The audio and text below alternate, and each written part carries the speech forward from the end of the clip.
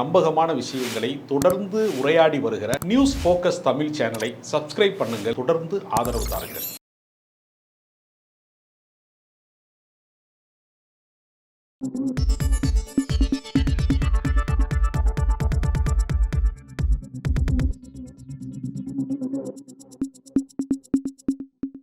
வணக்கம் சார். வணக்கம்.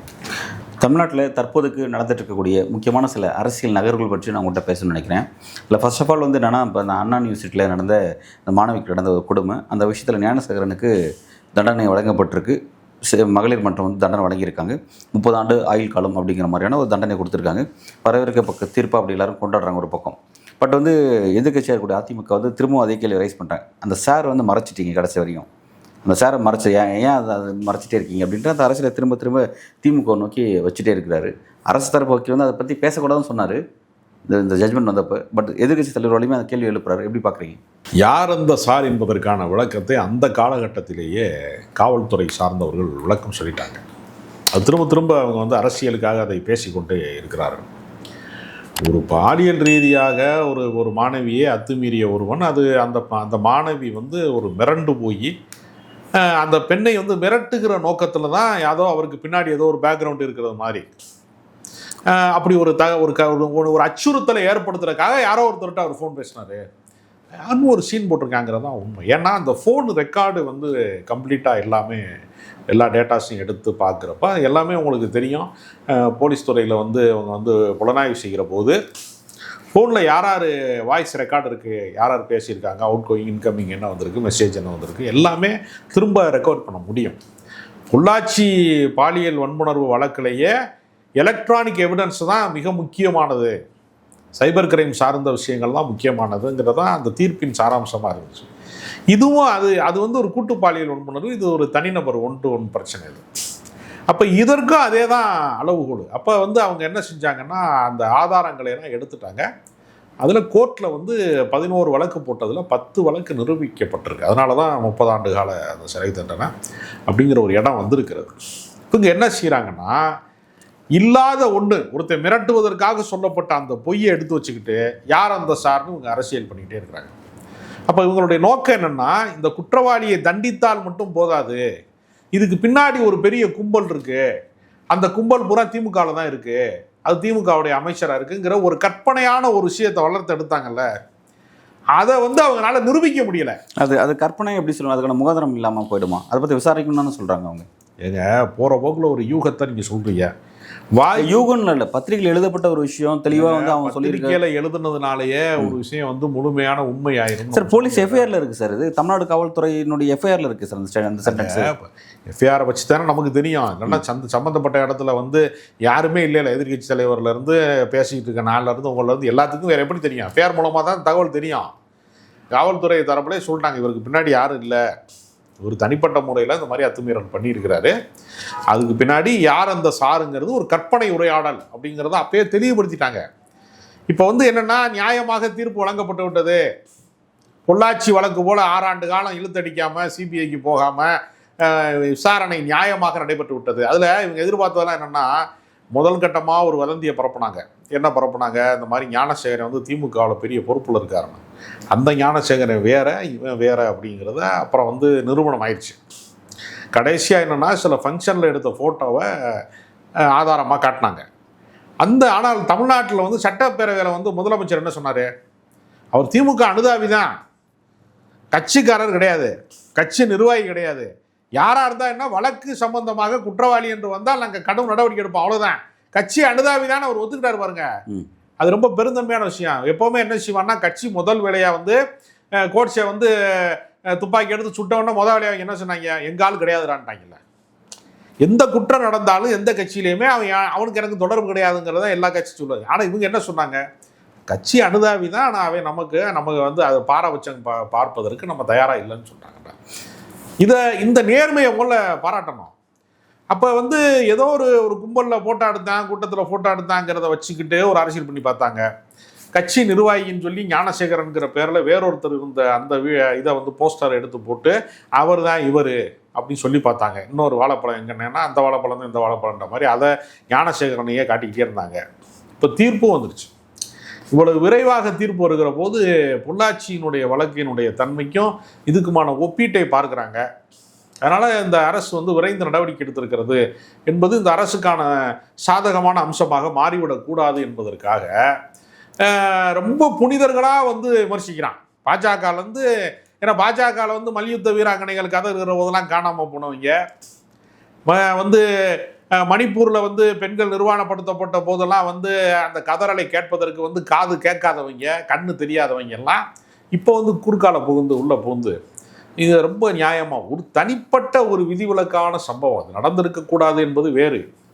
இதையே மையமாக வச்சு இந்த ஆட்சியை வந்து எப்படியாவது வந்து குறைபாடுடைய ஆட்சி, இது வீழ்த்தப்பட வேண்டிய ஆட்சி என்பதற்கான ஒரு விஷயமா மாற்றணும் அப்படிங்கிறது ரொம்ப மும்முரமாக இருக்கிறாங்க. ஆனால் அதற்கு பின்னாடி இருக்கக்கூடிய நிர்வாக சீர்கேடுன்னு ஒன்று இருக்குல்ல, ஏன் சிசிடி கேமரா வந்து வந்து ஆன்லைன் இல்லை அப்படின்னு ஒன்று இருக்குல்லையா, ஏன் அந்த இடத்துல வேலை செய்யலைன்னு ஒரு கேள்வி இருக்குல்ல, அது நிர்வாக சீர்கேடில்.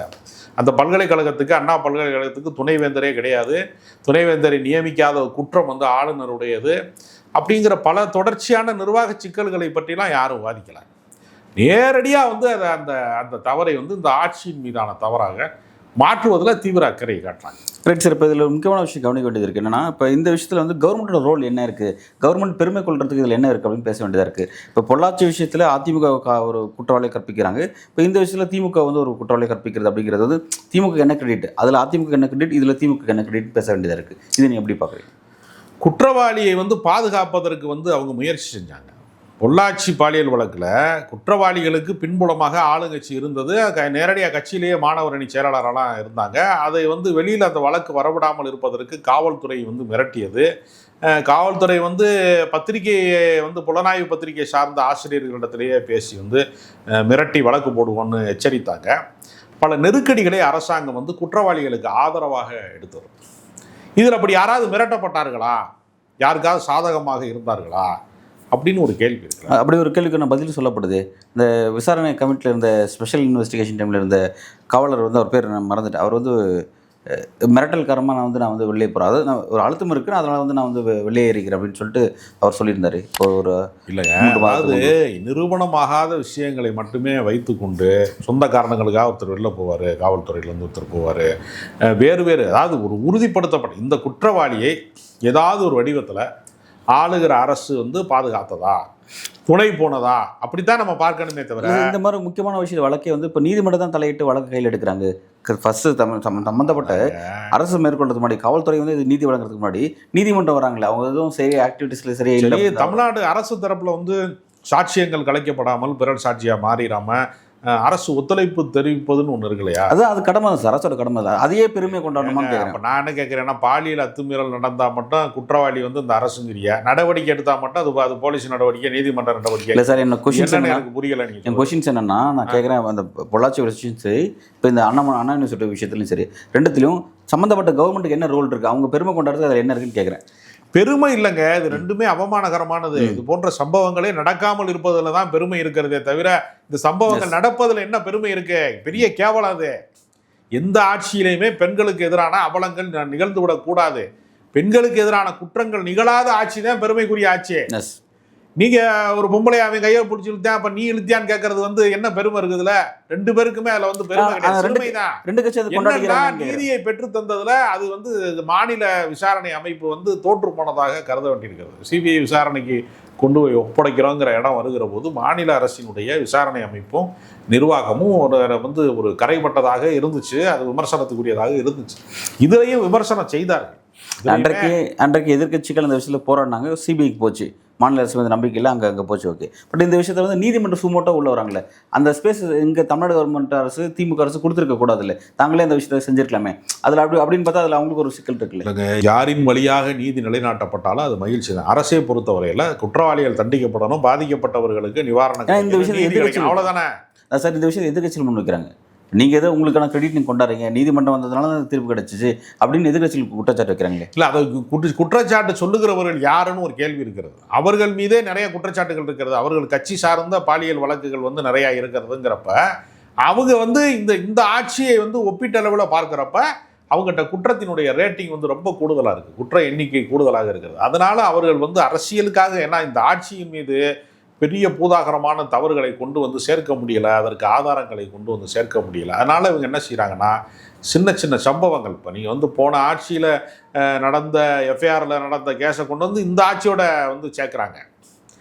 அதிமுக ஆட்சியில் வந்து டிரைவர் கண்டக்டருக்கு வந்து பணம் வாங்கிட்டு வேலை கொடுத்தாங்க, அதில் வந்து பணம் பரிமாறப்பட்டுச்சுங்கிற வழக்கை கொண்டு வந்து அவர் இந்த கட்சியில் இருக்கிறார், இப்போ பழைய முன்னாள் அமைச்சராக இருந்தவர் இன்னாள் அமைச்சராக இங்கே இருக்கிறார் அப்படின்னா இந்த வழக்கு இங்கே கொண்டு எல்லாத்துலேயும் பின்னாடியுமே மிக தீவிரமான அரசியல் இருக்கிறது.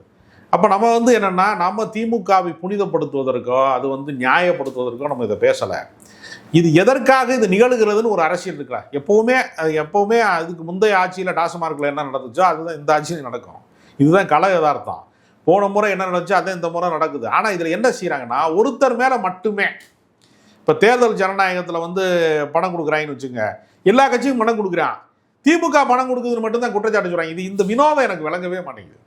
அது எப்படி வந்து ஏதோ அதிமுகவில் வந்து பட்டுவாடை பண்ணாத மாதிரியும் வந்து அண்ணாமலை தேர்தலில் நிற்கும் போது எல்லாமே டிஜிட்டல் இந்தியாங்கிற முறையில் மோடிக்கு வந்து விஸ்வாசிங்கிற முறையில் ஜிபே பண்ணார். அதுக்கு ஒரு டீம் வச்சுருந்தாங்களாம் ஜிபே பண்ணுறதுக்கு, வேறு ஆளுங்க பேரில் அனுப்புவாங்களாம். அதனால் எல்லாருமே ஒரே வேலையத்தையும் செய்கிறாங்க. ஏன் திமுக மட்டும் குறிவைக்கப்படுகிறது? தேர்தல் ஜனநாயகம் என்ன வழக்கமான பாதையில் போகுதோ அதுதான், ஏன் திமுக குறிவைக்கப்படுகிறது அப்படின்னு ஒரு கேள்வி இருக்குல்ல. அந்த கேள்வியிலேருந்து நீங்கள் பார்த்தீங்கன்னா, குற்றச்சாட்டு சொல்கிறவன் திமுகவினுடைய குற்ற எண்ணிக்கையை விட இந்த ஆட்சியினுடைய குற்ற எண்ணிக்கையை விட அதிகமான குற்றங்கள் செஞ்சவனாக இருக்கான். இவங்க முதுகில் பெரிய பெரிய மூட்டையாக இருக்குது. இவங்க வந்து இந்த ஆட்சியை மட்டுமே வந்து காலி செய்கிறதுக்கான வேலை திட்டங்களை செய்கிறாங்க. அதுதான் நமக்கு வந்து, அதாவது உங்களில் புனிதமானவர்கள் கல்லறியுங்கள்னு பைபிளில் சொன்னது இருக்கு இல்லையா, அதுதான் நம்ம இவங்களை பார்த்து கேட்க வேண்டியது. உங்களோட கருத்துக்கு வரைக்கும் மிக்க நன்றி சார்.